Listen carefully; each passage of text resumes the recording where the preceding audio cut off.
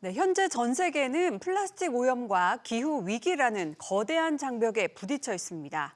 자, 그런데 최근 이 난제를 풀 열쇠를 대한민국이 제시하면서 전 세계의 찬사를 받고 있다고 하는데요. 자, 혁신의 오스카상이라고 불리는 에디슨 어워즈 수상에 이어서 올해 CES 혁신상까지 석권을 하면서 기술력을 입증한 사단법인 회장을 맡고 계신 최경영 회장을 이 자리에 모셨습니다. 안녕하세요. 네, 안녕하세요. 최경영입니다. 예, 어서 오십시오. 자, 2025년 에디슨 어워즈에 이어서 얼마 전에는 이 CES에서 혁신상까지 연달아 석권을 하셨습니다. 세계 시장이 이토록 교수님의 기술에 주목하는 이유 뭐라고 생각하십니까?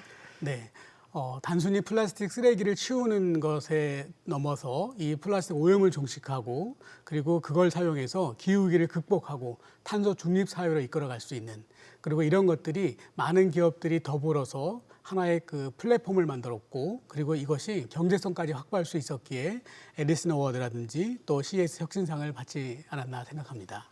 예. 사실 뭐 이름만 들었을 때는 좀 감이 오지 않았거든요. 궁금해하시는 우리 시청자분들을 위해서 좀 구체적으로 어떤 사업인지 설명 좀 부탁드립니다. 우리 태평양에 한반도에 7배 반만한 쓰레기 섬이 있다는 거 들어보셨죠? 또 국내에도 그렇고 해외에도 그렇고 엄청난 쓰레기 섬들이 이 플라스틱 섬들이 그 산들이 있습니다.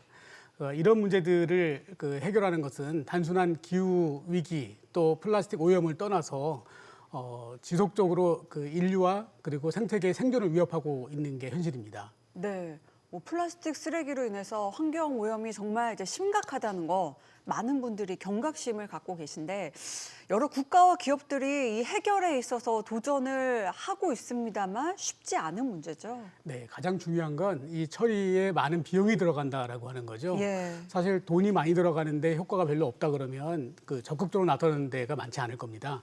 가장 중요한 부분이 이 플라스틱들을 재활용하려면 종류별로 선별을 해야 되고요. 그리고 깨끗하게 세척을 해야지만 재활용이 가능한데 그 과정에 비용이 많이 들어갈 수밖에 없습니다.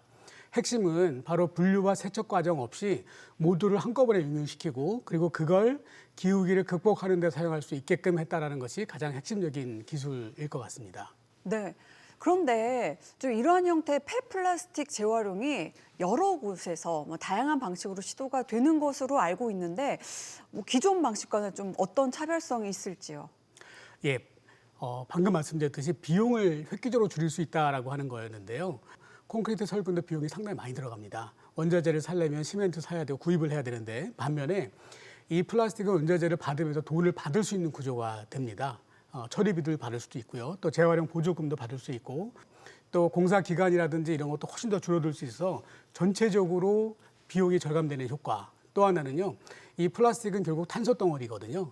이 탄소를 토목적으로 기능을 하면서 땅에 묻어넣기 때문에 탄소를 영구하게 격리시키는 그런 역할까지 하게 되는 겁니다. 네, 일단 뭐 비용 절감이라는 측면에서도 많은 뭐 측면에서도 효과적일 것 같은데 그렇다면 이러한 사업이 좀 탄소 배출권 확보와 좀 더 밀접한 관계가 있는 거라고 봐도 되는 거죠? 네, 이런 분석들은 보통 LCA라고 해요. 예, 라이프 예. 사이클 어세스먼트라고 하는데 전 과정 평가를 통해서 우리가 분석해 봤을 때 그동안 플라스틱은 대부분 태워져 왔거든요. 네. 그런데 이렇게 사용을 할 경우에는 플라스틱 1톤당 2.99톤이라고 하는 탄소 배출권을 우리가 공식적으로 인정받을 수 있게 됐습니다. 네.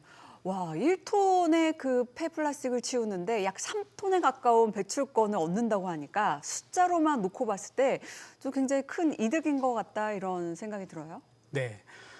특히 이제 기업들이 수출을 하려면 요즘 탄소 국경세라든지 다양한 것들이 기업들의 발목을 잡고 있고 그게 점점 더 심해질 겁니다.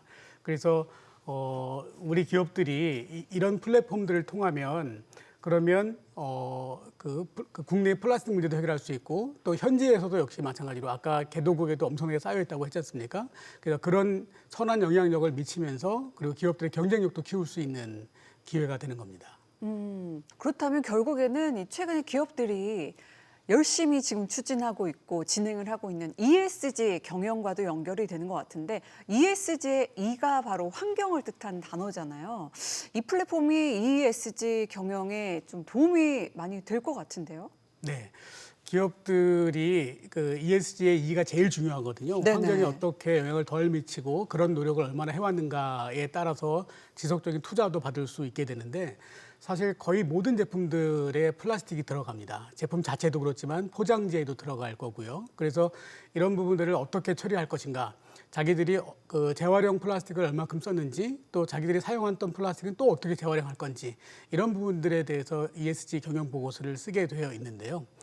그런 부분에 있어서 그동안에는 플라스틱을 오염원으로 배출했었는데 오히려 우리가 플라스틱을 배출했는데 그게 기후위기를 극복하는 데 쓰였다. 완전히 다른 개념이죠. 그리고 어디서 플라스틱이 배출됐는데 그게 어느 공장에서 제품을 만들었고 만들어진 제품이 어느 현장에 쓰여서 어떤 기능을 했다라고 하는 것들을 아주 투명하게 보여줄 수 있게끔 되는 겁니다. 이렇게 되면 소비자들도 이 기업의 진정성에 마음을 열게 될 것이고 그리고 거기에 따라서 소비를 더 할 수도 있겠죠. 그래서 그 기업의 브랜드 가치를 높일 수 있고 단순한 ESG를 떠나서 이런 소비를 더 확대시키는 분야에도 그 기여를 할 거라고 생각합니다. 예. 자, 그러면 회장님께서 이 모든 과정을 K 플라스틱 이니셔티브라고 하셨는데, 자, 그렇다면 앞으로 이 대한민국이 이를 통해서 좀 어떤 역할들을 해 나갈 수 있을지요?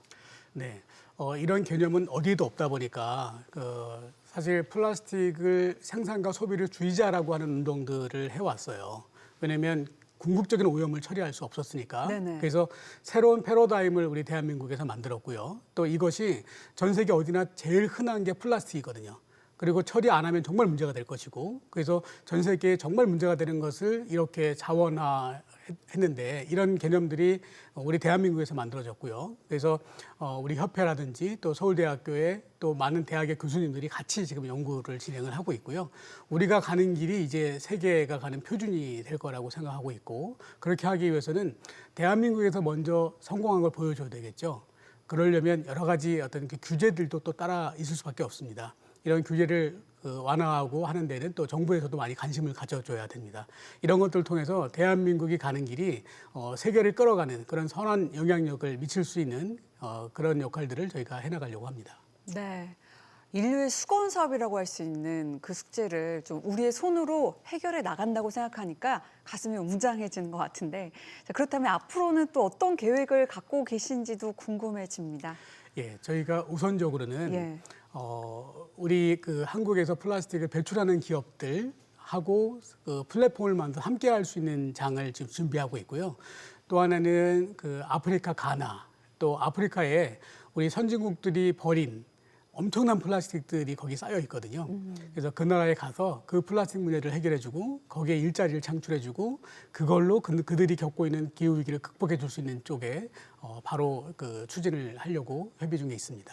네, 1톤의 플라스틱이 2.99톤의 희망이 되는 기적. 대한민국이 주도하는 그 위대한 여정을 저희도 함께 응원하겠습니다. 최경영 회장님, 오늘 말씀 감사합니다. 예, 감사합니다.